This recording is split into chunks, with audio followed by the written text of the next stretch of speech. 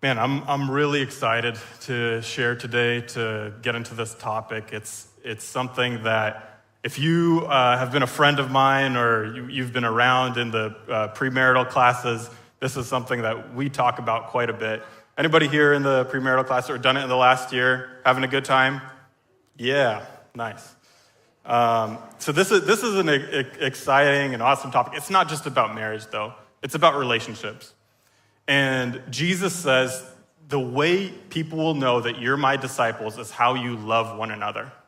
So relationships are pretty important, right? And the goal today is that we can love one another better in all relationships, in our friendships, in our marriages, in our, not marriages, in our marriage. It's okay. Yeah, thank you for the grace. So I want to just start off with this passage, 1 Corinthians chapter 13, verse 7. Love never gives up. Love never loses faith, is always hopeful, and endures through every circumstance. I also want to start off, when you hear a message on a topic like relationships or like interpersonal relationships, you often start thinking about other people. You're like, man, I wish this person heard this thing. You're like, man, I hope my wife hears this. I hope my friend hears this. I hope my buddy hears this. I hope the person that's not here is listening on. No, this message is only for those people that you can control, which is you. That's the only person you can control, contrary to what you might believe. This message is only for you. So please take it not like, this person needs to hear that, or I wish this person could change if they just heard that. No, this is just for you, okay? We're on the same page? Awesome.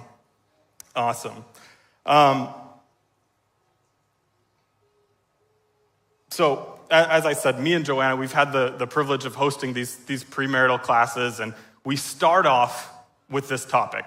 And we get into this topic, and it's something that, for us, we've now been doing this for about 4 years. It helps us so much. We do it 2-3 times a year, and it helps us so much in our marriage and our relationship, and it helps in my friendships and my business partnerships. It helps in every area and domain in my life. And it's the topic of expectations. So when you get married, you come in, or when you become friends with somebody, or you start a new job, you come in with expectations. You have your hopes, your dreams, and your desires, and somebody else comes in with their expectations and their hopes and dreams and desires, and oftentimes it might be, different family dynamics. Like, for example, in my family, when we grew up, I can count the number of times we'd go out per year. 2 times it'd be McDonald's after church, and 3 times for birthdays it'd be Old Country Buffet in Federal Way. And that was it. That was just my family background. That was my family upbringing. And what happens is you come back, and some people, you might have similar, upbringing, but you come in from your relationship or your family, and you might say, I don't want anything to do with that. Or you might say, hey, I really love those values and habits my family had. For example, my family, we had like a little, it was like a quarter, half acre, like in Auburn, that's where we grew up. My family, they loved gardening. And so every Saturday morning, I'm in the backyard, and it's either I'm weeding, I'm planting, we got the potatoes, we got the greenhouse, we got the potato cellar, and it's mowing the lawn, and then mowing the lawn again, and then mowing the lawn again. So when I get married, and this is a really good thing, especially right now, those who have chickens, I know you guys are rich. This is a really good thing. But for me, in my family background, it was every Saturday morning, I'm like, I want to go play with my friends, I want to go do other stuff. And I came into it as like a burden. Now, again, this is not a bad thing. This is just a preference. So when I come into marriage, I'm like, I don't want anything to do with plants. No plants. We might go fake plants, but all that other stuff, I'm like, let's get an apartment, no lawn, get in a tower. If we have to mow lawn, let's find some money. Let's hire someone. That this is just like expectations that you come into with marriage. I remember COVID rolls around and Joanna's like, let's get plants. Let's get the big plants. And then, we get a house, like, all right, let's do gardening, let's get flowers. And I'm like, so you come in with two different sets of expectations, and this happens all the time in relationships. I remember, and those in the premarital classes will remember a part of this story. I'm shortening it a bit for time's sake, but it was our first year anniversary, okay? First year anniversary, and we're young, we're in love, everything's great. We're like, let's go on a road trip. Let's go on a road trip we were living in Kirkland at the time. Let's go all the way down, and let's go to Portland, and then we'll go back up. We stayed in Leavenworth for a bit, and we came back. And, you're still getting started in life. You're not, thriving economically. But I was like, hey, it's our anniversary, and we're going to go to Portland. Let's do a little bit of shopping. Let's splurge a little bit. It's going to be great. And the thing is, in that moment, we had some different expectations that we just had never communicated about, right? So at that point, embarrassed to say, but my parents had done the majority of my shopping for me, to be honest. I got married pretty young, but I did not have a great frame of reference of what the cost of jeans were. And we go to Portland, and I'm all excited. We're having a great time, and Joanna goes grab some jeans. She comes back, and I'm shocked. I had some expectations, and then there was reality, right? And I was shocked. My frame of reference for jeans was Marshalls, TJ Maxx, Ross. Anybody might know? So I didn't understand where we're at. So I'm like, what is this? Like, this is one pair, like, can you get like 4 or 5, maybe? So there was expectations and there was reality. And so I kind of blew up. I was like, Joanna, this is, year one marriage. We're just getting started. We got a budget, all this going on, right? And so I get kind of mad, and then she closes up. And she's like, oh, it's fine. Okay, we don't need to get anything. Puts the jeans back, and it just kind of gets awkward. And I have my expectations. I'm like, well, no, let's just get the jeans. And she's like, no, it's fine. And there's this tension that builds, and we've got a long road trip home, right? And it's such a silly story when we look back at it, but it happens all the time in relationships, right? Where you have expectations, and then you have reality, and then there's this gap. And then there's this gap. And the question that comes to mind is, what do you do in the gap? What do you do in the gap? Maybe you've had this. Maybe you've been recently married, long time married. Maybe it's in a friendship. Maybe it's in a workplace. Maybe it's in a business partnership you thought would go somewhere. Give this example where let's say there's the husband, right? And the husband goes out to work. We live out over here in Federal Way. Husband gets a job in Everett, Marysville, Stanwood, far out, far north, Canadian border. And working really hard, and it's month one. No, not month one. It's year one of marriage, okay? It's year one of marriage, and husband goes out there and is working really hard, and he's like, anytime my dad would work late, my mom would always make him the best meal, right? And she would always make him the best meal, and it'd be so warm, and it'd be so delicious and homemade and so precious. And he's driving home, and he's just thinking about it, and it's the traffic, and just, I can't wait to get home and have this nice home-cooked meal that, of course she's gonna know. Of course she's gonna know that's what she's supposed to do, right? Expectations, right? And this happens just naturally, where it's like, of course, that's how my family did it, right? Stomach is beginning to grumble. Open the door. Smells normal. And then there's a gap. There's expectations and reality, and then there's a gap. There's no food. It's 6:30, it's 7 o'clock. And what often happens in the space between expectations and reality is we assume the worst. There's no food. What does this mean? What does this mean? She doesn't even love me. Who did I marry? I understand the statistics. She's lazy. I'm never gonna experience my mom's cooking. What's the point of me even working so hard? She's disrespectful. Is she even a Christian? Does she read Proverbs 31? Does she read Ephesians 5? Does she know wives are supposed to submit to their husbands? We can fill in our blanks very often with assuming the worst in the space between expectations and reality.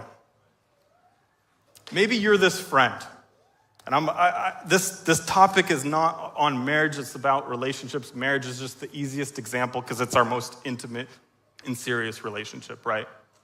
It's our most important relationship other than the one we have with God.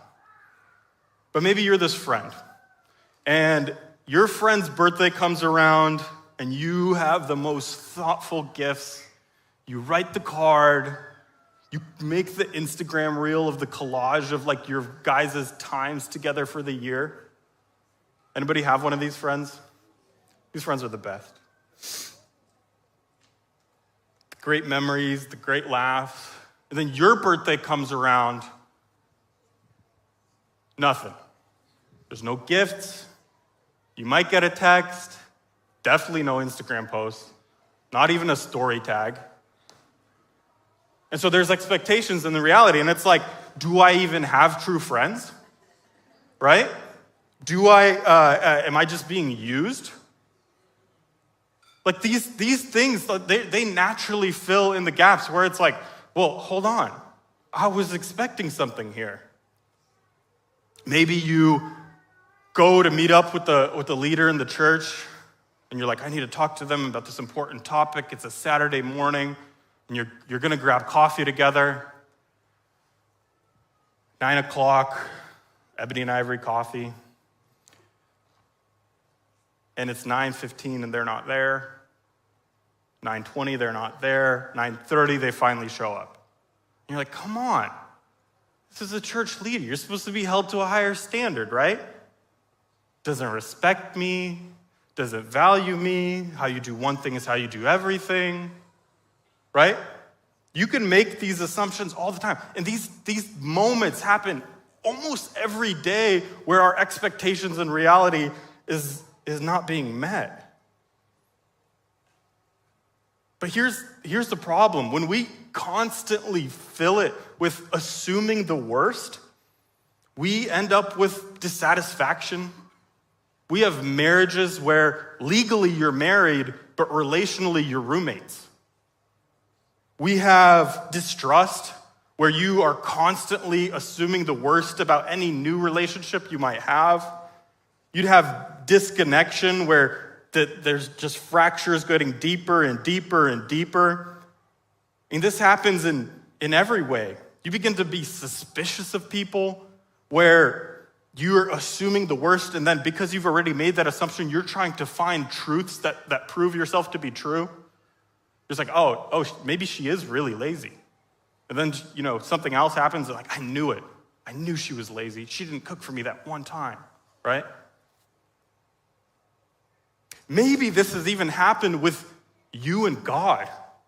We're like, God, I have some expectations of you. I think of Jacob in the Old Testament, where he has his sons, his great sons. He's going to be a great nation. And then all of a sudden, one of his sons dies to the death of an animal. That's what his other sons told him. You could think of what's happening in his head, or what could happen, right? Your son dies out of the blue to an animal, of all things. You say, God, I expected my children to grow up, to flourish, to see my grandchildren. What are you doing? You could ask, like, I thought you would bless me. You might fill the gap with assuming between you and God. You say, are you even a good God? That my expectations are not getting met? And this topic of expectations is so general, and I pray you stay with me to this next point I'm about to make. I mean, you read business books and it'll talk about expectation management. You read any counseling thing. It's like, what do you do with your expectations? And this is just a general topic that's valuable in interpersonal relationships. But this next point, this next passage I'm about to read, changes absolutely everything to how we think about expectations in our relationships. It absolutely changes when you start thinking about, what are God's expectations of me? What does God expect of me? And how does he respond? I want to read John chapter 8, verse 2.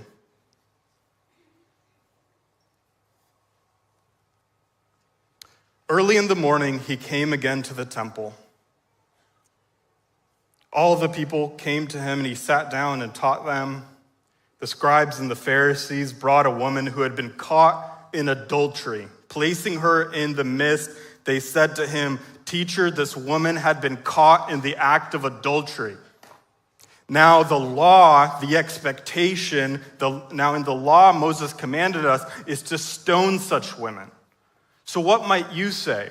And they said this to him to test him,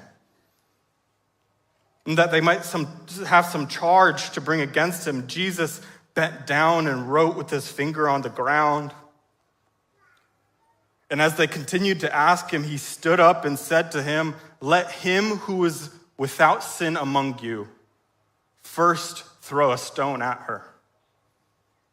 And once more he bent down and wrote on the ground.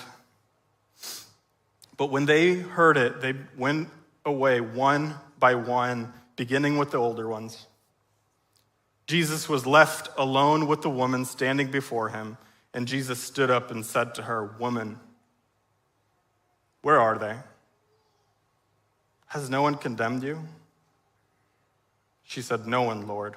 And Jesus said, "Neither do I condemn you. And from now on, go and sin no more." Do Jesus' expectations of us ever change? Our expectations change all the time. Some days I want a home-cooked meal. Many other days I want Chipotle. My expectations are changing all the time. But Jesus' expectations of us are unchanging. It says, "Be holy as I am holy," right?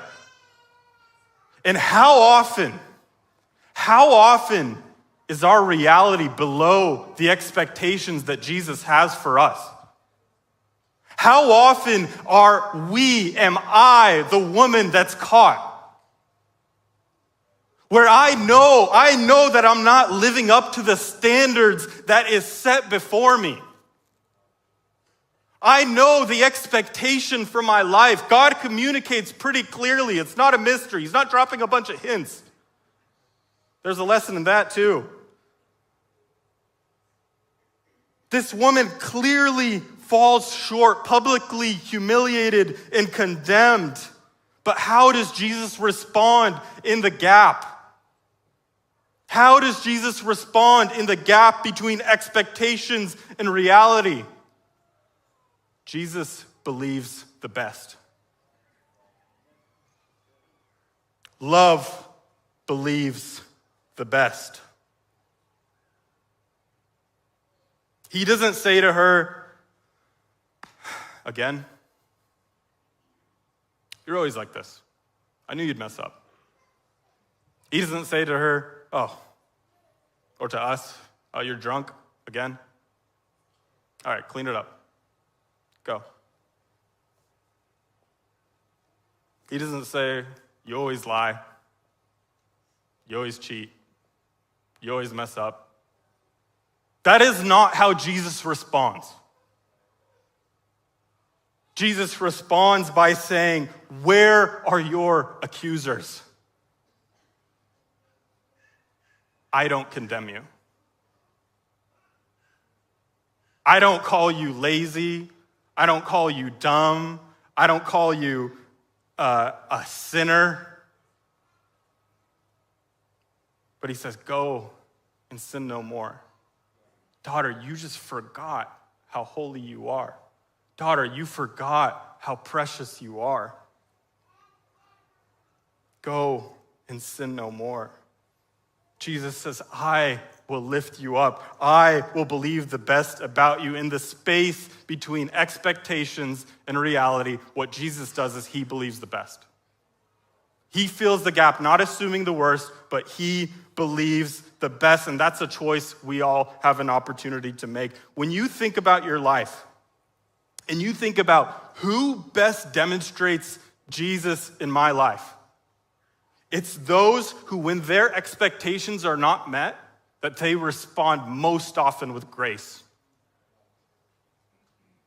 That when their expectations are not met, they're responding with grace, and they're believing the best, and they're responding with love.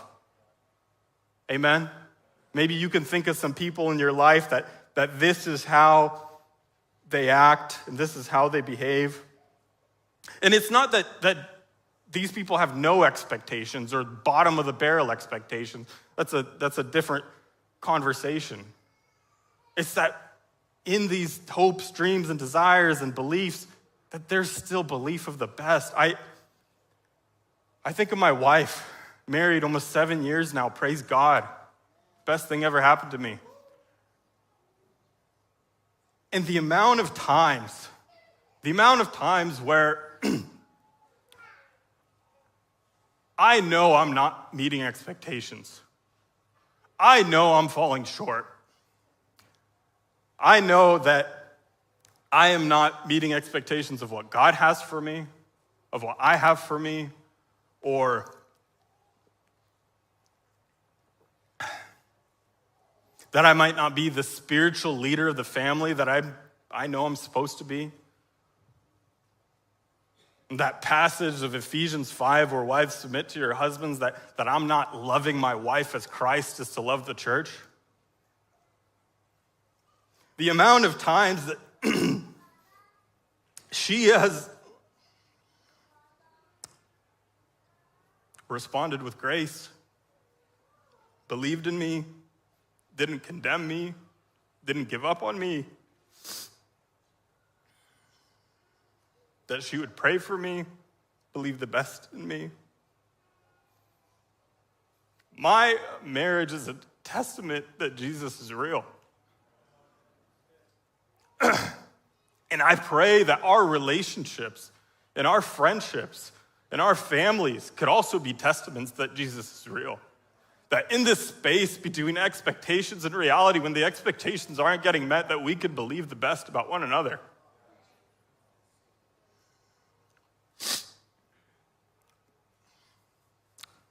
Didn't expect my voice to get this. It's the mic. It's probably the mic. I think of my pastor and friend, Paul.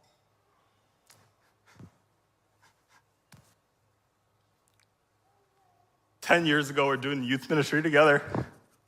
And I'm like, Paul, I'm by your side, man.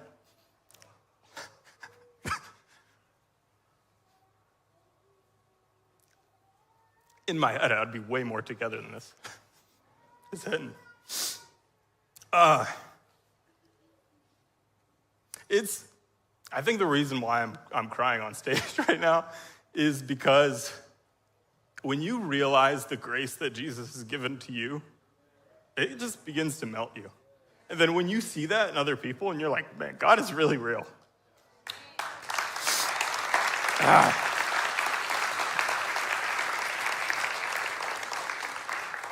All right. Thank you for the water bottles. All right. I think of my friend, my pastor, Paul, 10 years ago, we're going side by side, and we're in youth ministry together. I'm like, brother, I'm by your side, ride or die, till the end, forever.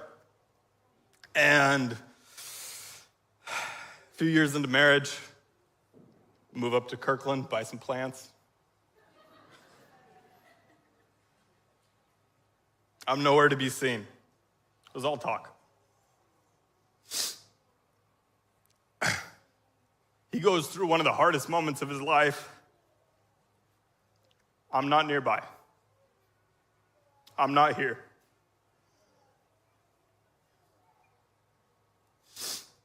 My eyes are getting blurry. I'm doing my own thing. And time goes on. COVID happens. Join a Zoom small group. You guys remember that? 5 years, crazy. And I understand I'm not meeting the expectations that I think God has for me. And I'm like, I need to get back in church. I need to get back in ministry. And I meet up with Paul. And I'm like, hey, man, I'm sorry. I've been gone. I wasn't here. And he's like, don't even worry about it, man. I'm just happy you're back. He says, Mark, we basically had to reset as a church. And we need some help with small groups. He's like, can you do that? And I'm like, yeah, for sure, man. I got you. I was doing small group stuff in youth, and I'm like, let's do it. It's time. Let's go. I get all excited, and I do nothing. Fall short. All talk. More time goes by, and I'm like, hey, I'm serious this time. I'm here for you. I'm ready. And he says, hey, I love you. I believe in you. We got this opportunity. We got 15 couples getting married in this church. We don't got anything set up for premarital. And I'm like, brother, I'm married 3 years. I don't know anything about marriage. He says, I'll help you out. We'll get some curriculum. We'll get some wise people, some wise counsel. I believe in you. I love you. You guys are going to do great. Fast forward, now it's the favorite thing me and Joanna do at church by far. Has helped our marriage significantly. But the way he responded, he did not condemn me. He did not say, bro, you came to me before, and I know who you are. He said, no, I believe the best about you. I know who you could be. He said, come back, brother. I'm happy to do this with you again. He didn't hold up a wall of bitterness and unforgiveness. And this, trust me, this did not happen just because we're friends. I was not a good friend. It was because the love of Jesus was living in him. And he saw me the way Jesus saw me. And I think that is a great example that one, God is real, is the way that we love one another, and we could put that on display.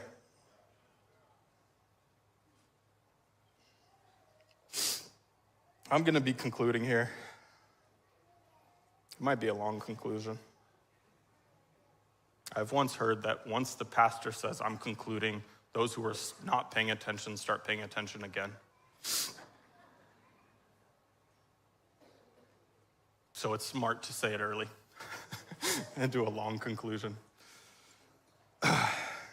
Now, anytime somebody does that, you'll know what they're doing. So my ask today is we understand that we've been the woman that's been caught, we've fallen short. But in our relationships, in our friendships, in our marriages, in our business, when expectations and reality aren't met, can we believe the best? Who will we be in that crowd? Will we be the ones quick to pick up the stone? I was talking to my sister on the phone yesterday, and I'm like, hey, I'm going to be talking about this topic. She lives in Texas, God bless her. And she's like, what are you talking about? And her husband's name is David, and she's cutting potatoes. We're on FaceTime. And I'm like, when David says he's going to be home at 5 and it's 5:25 and he comes home, do you pick up the potato and you say, you told me? When your expectations aren't met, your first response matters. When you come home, and you could just imagine this. You come home and you did your long shift, you're working up north, and you come home and you open the door and there's the smell of the food isn't there. That what begins to fill your mind in that moment? What begins to fill your mind in that moment? Do you start picking up the stone? Or do you say, baby, what's wrong? My favorite chef in the world is taking the day off. What's going on? And she says, yeah, I've been throwing up all morning. I have good news. We're having a baby. And I ordered the favorite food from your favorite restaurant to celebrate. You see, there's a gap between expectations and reality, and what we could do is we could believe the best. Now, another thing the wife could do is shoot him a text while he's driving. Hey, sweetie, got a surprise for you. Won't be your favorite meal, but it'll be something else, right? So communication helps close that gap. That's a message for another day. Your friend didn't get you the gift. Say, hey, man, I'm embarrassed to say I'm just going through a hard time. And you respond, hey, don't worry. It's not a transactional relationship. I get you gifts not because I want gifts back. I get you gifts because I love you. I post on Instagram because I just want the whole world to know how great you are, but not because I need that back. It's not a transaction. You don't owe me anything. You can give me whatever, but you don't owe me anything. The small group leader who you're getting coffee with that morning, right? Hey man, what's going on? I grabbed you your favorite cup. I knew you're usually a real punctual guy. You're always on church on time. What's going on? So yeah, I'm sorry. Last night I was in the hospital with somebody. We were praying together and they're going through it. Jacob, you thought your son was dead? No, your son's just lied to you. But don't worry. That which God intended for evil, God's going to use. Hey, thank you for watching City Hill Church YouTube. Subscribe so you... God isn't meeting for you. He's actually going to use it to bless your family forever. He's going to save not only your family, he's going to save the whole nation of Egypt too.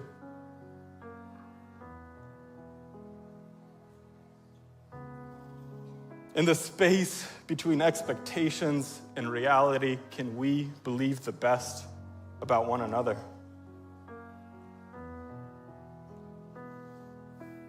The thing is, as you mature in relationships and marriage and friendships, over time, the gap between expectations and reality begins to close, right? Communication helps close that gap. Hey, babe, running late for work. Love you. I'll see you soon. I'll be home at this time. Hey, sorry I'm running late to coffee. Was busy last night. Hey, I know your birthday's coming up, and I really love you. I'm sorry I'm not going to get you the gift that you want this year, but I'm thinking about you, and I love you. Communication helps close that gap, right? Here's what's crazy, though. God is constantly communicating to us his expectations of us. It's up to us to listen. His expectations are pretty clear in this book, and they're not changing. But as we fall short, and as we grow, and as we sanctify, and as we change, he is just believing the best, and believing the best, and believing the best, and believing the best, and believing the best. Read this passage from Colossians. This is what God believes about you. Colossians chapter 3, verse 12.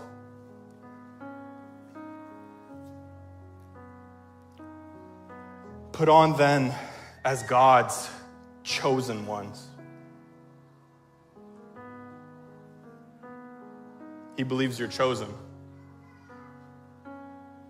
Holy and beloved, He believes you are holy, and he believes you are beloved.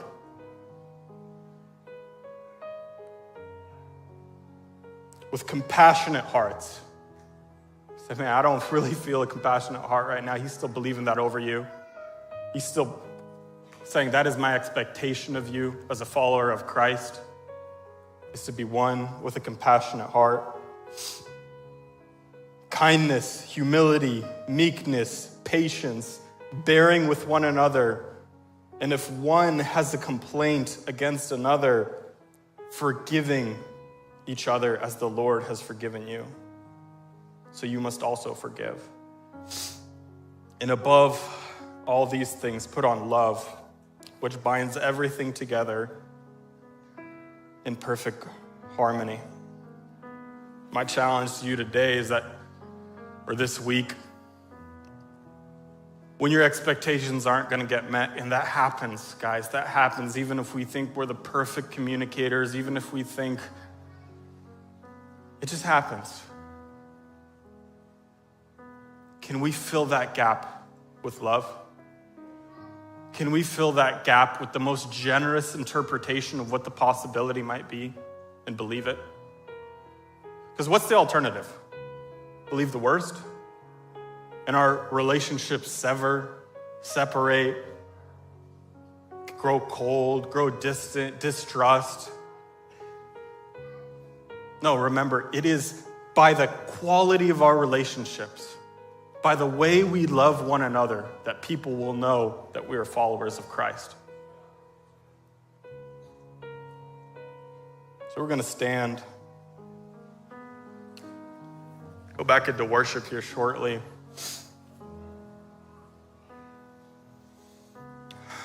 Take a moment to pray. I want to encourage you, if you want to pray together, pray with someone, you're welcome to come forward. And the call to prayer today is, God, forgive me. Forgive me for one, forgetting how much you loved me. Forgive me for one, not seeing you right. This is a subject about relationships, but all relationships are solved when we are in relationships with him. When we see how much he loves us, it becomes easy to love one another. When we see how much we've been forgiven by him, it gets easy to forgive one another. Hey, thank you for watching City Hill Church YouTube. Subscribe so you never miss when we go live or post new content. Make sure to leave a comment about what spoke to you, where you're watching from, and how can we pray for you. And if you would like to support the ministry, you can give right on our website at cityhillchurch.org and help us keep reaching people for Jesus. Thank you and be blessed.